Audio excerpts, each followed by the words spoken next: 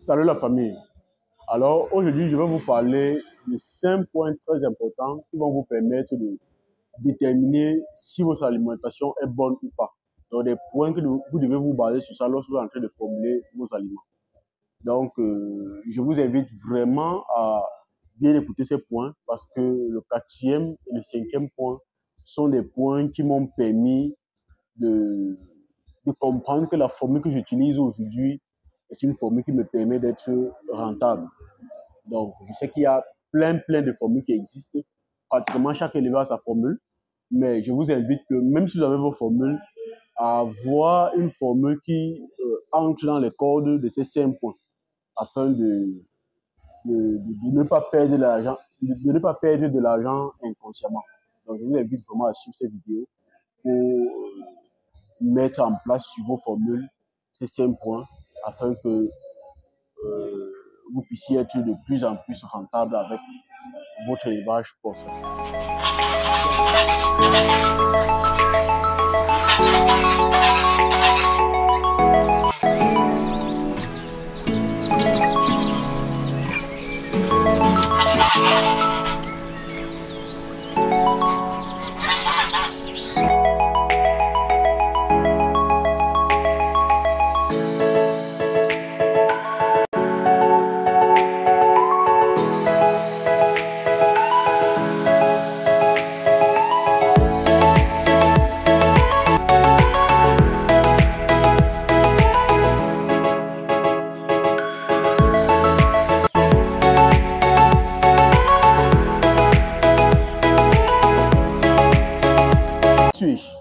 Moi, c'est Simalaise Clovis, jeune entrepreneur à groupe pastoral, éleveur de porc et de volailles locales.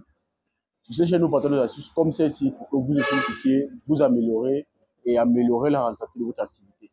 Vous savez, l'élevage est une activité qui est assez complexe, qui a ses contraintes, qui a ses difficultés, mais qu'on peut mettre un ensemble de choses en place, un ensemble d'astuces en place pour pouvoir être rentable, pour pouvoir mieux maîtriser son activité. Donc, je vous invite vraiment à partager les différentes vidéos que nous faisons ici afin que ça puisse aider le maximum de personnes qui peuvent se trouver dans la difficulté et qui ne savent pas comment s'y prendre. Donc, aujourd'hui, nous allons parler de 5 points très importants à mettre en place pour pouvoir avoir une alimentation qui répond aux besoins des sujets, qui est de qualité. Le tout premier point qui est indispensable et que vous devrez absolument mettre en place, c'est de savoir que lorsque vous voulez formuler vos ingrédients, c'est d'utiliser, lorsque vous voulez formuler votre alimentation, c'est d'utiliser les ingrédients qui sont disponibles et accessibles sur le marché. C'est un point qui semble vulgaire, mais je vous assure, si vous voulez formuler des aliments et que vous prenez les ingrédients qui ne sont pas disponibles dans votre zone, vous allez vous rendre compte très rapidement que cet aliment sera trop cher. Pas parce que l'ingrédient lui-même est cher, mais parce que l'accessibilité aux ingrédients vont vous revenir cher. Qui dit l'accessibilité aux ingrédients? C'est le transport, par exemple. C'est la distance pour entrer en possession de ces ingrédients-là. Tout ça va faire en sorte que l'aliment, au final, sera trop cher pour vous. Et là, l'aliment ne sera pas rentable. Ou alors, votre élevage ne sera pas rentable. Donc, je vous invite vraiment à vous attarder sur l'accessibilité des intrants. Les intrants que vous utilisez pour vos ingrédients doivent être accessibles, doivent être proches de vous. Vous devriez le trouver de manière plus aisée, donc, afin que les charges de votre alimentation soient faibles.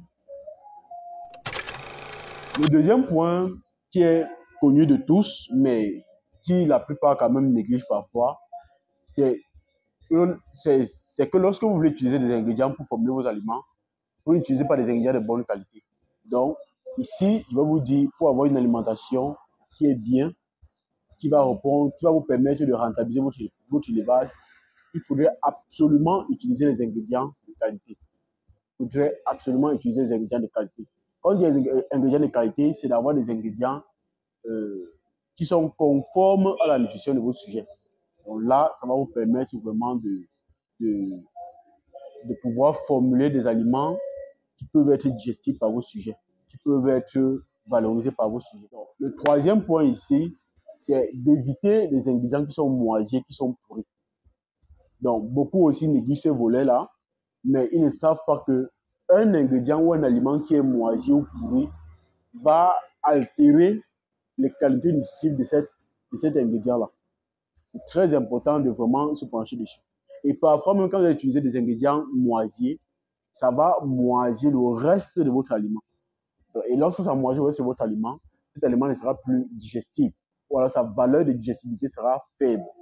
Et là, vous ne pourriez pas avoir le même rendement et vous risquerez d'avoir même des problèmes de digestibilité, de maladies à la fin à cause de ces ingrédients-là. Je vous invite vraiment à éviter ce genre de choses ou alors à limiter cela au maximum. Salut la famille, voici un modèle de mangeoire que nous vous avons monté. Ce modèle peut vous permettre de nourrir plusieurs portions en même temps. Donc, comme vous voyez dans la vidéo, plusieurs portions en même temps. Cette mangeoire a une capacité de 70 à 100 kg en fonction du style d'aliment que vous allez mettre. Disons 50 à 100 kg en fonction du style d'aliment que vous allez mettre. Parce que les aliments qui sont trop riches en son sont plus volumineux. Les aliments qui sont plus riches en maïs sont moins volumineux mais plus lourds. Donc, cette mangeoire a une capacité de 50 à 100 kg d'aliments. Donc, il peut servir 7, 8, voire 10 portions à la fois, comme vous voyez là dans la vidéo. Il n'y a aucun gaspillage d'aliments. Et il a une espérance de vie de pratiquement 5 à 6 ans. Donc, il est facile à nettoyer. Donc, ce n'est pas comme les mangeoires que je fais d'habitude. Celle-ci est très facile à nettoyer et très pratique. Très, très pratique. Aucun gaspillage d'aliments. Aucun gaspillage d'aliments. Donc, vous-même, vous pouvez voir le modèle. Si vous êtes intéressé, passez vos commandes afin qu'on puisse vous satisfaire. Donc, on vous laisse le numéro. Alors, le quatrième point ici, qui est un point indispensable et que beaucoup négligent parfois, c'est de comprendre que lorsque vous voulez formuler une alimentation des sujets, il est indispensable que cet aliment que vous allez formuler comble les besoins des sujets à chaque stade ou à chaque besoin nécessaire. Donc, quand je dis cela, je veux par là dire que si vous formulez une formulation, si vous faites une formulation alimentaire, il faudrait que cette formulation-là puisse répondre aux besoins des porcs en démarrage. Si la formule que vous allez faire, c'est pour les porcs en démarrage. Il faudrait que cette formule que vous allez faire réponde aux besoins des porcs en gestation. Si la formule que vous allez faire, c'est pour les porcs en gestation. Ça veut tout simplement dire que si vous faites une formulation alimentaire pour les porcs, par exemple, en gestation, et que la formulation que vous avez faite sont plutôt pour les besoins nutritionnels des porcs en démarrage, vous n'allez pas avoir un bon rendement dans votre ferme. Ça peut sembler bizarre, mais c'est une réalité. Si vous faites une formulation de porc en démarrage ou des porcs en croissance et que vous donnez plutôt ça aux porcs en gestation, vous allez vous rendre compte que lorsque vos truies vont mettre bas, ils auront trop de complications lors de la mise bas. Tout simplement parce que peut-être l'aliment est riche, mais il ne répond pas aux besoins des truies en gestation. C'est la même chose pour l'inverse. C'est la même chose pour l'inverse. Si vous voulez formuler un aliment pour vos porcelets en croissance ou en démarrage et que vous utilisez les ingrédients, ou alors si vous formulez une alimentation qui va plutôt répondre aux besoins des porcs en gestation et que vous donnez ça plutôt à vos porcelets en démarrage, vous allez vous rendre compte qu'ils ne vont pas bien grandir. Donc, c'est très indispensable de formuler l'aliment en fonction des besoins de vos sujets. Et il faut tout faire pour que ces besoins-là comblent ou se rapprochent des besoins nutritionnels de chaque stade des sujets. C'est très important. Le cinquième point ici, c'est de s'assurer de la qualité-prix des ingrédients. De s'assurer de la qualité-prix des ingrédients. Alors ici, je vais vous donner un calcul ou alors une relation très simple pour évaluer si vos formules sont de qualité et en même temps, est-ce qu'ils sont au meilleur prix.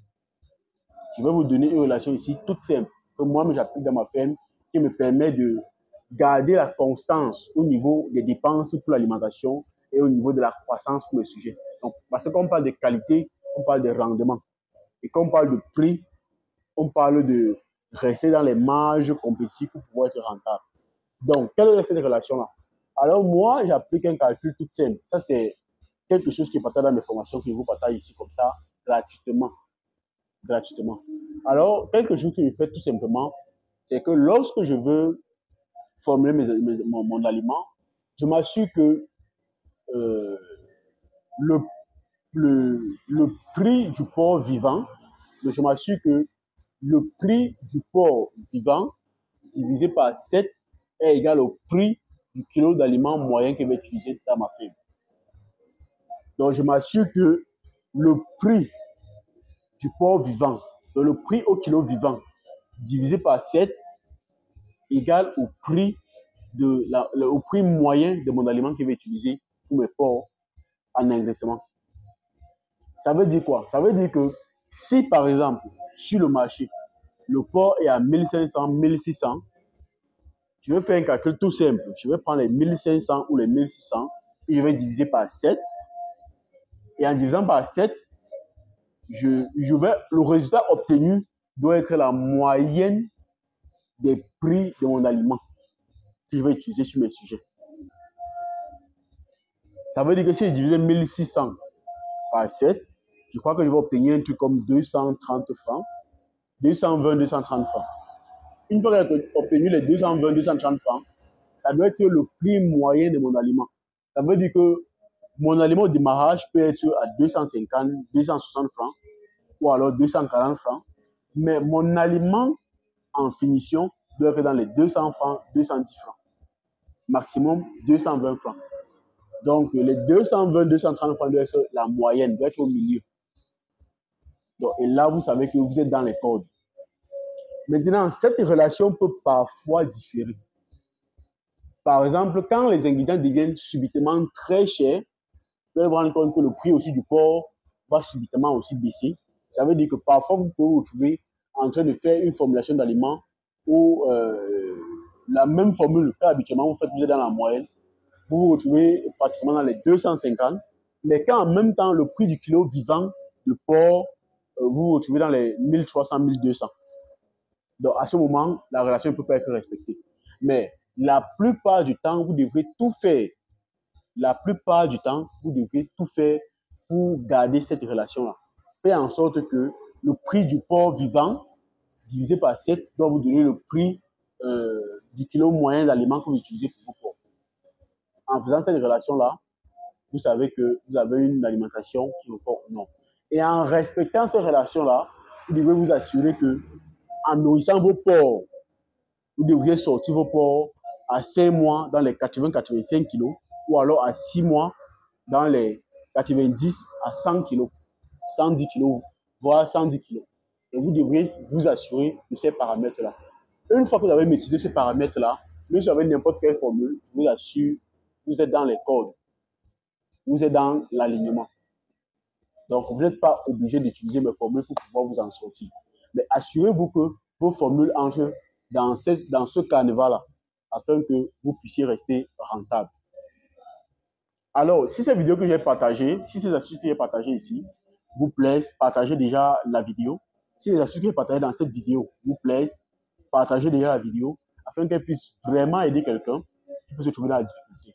Alors, je vous invite à me dire en commentaire ce que vous pensez de cette vidéo, ce que vous pensez des astuces qui est partagées dans cette vidéo, comment vous, de votre côté, vous faites. Et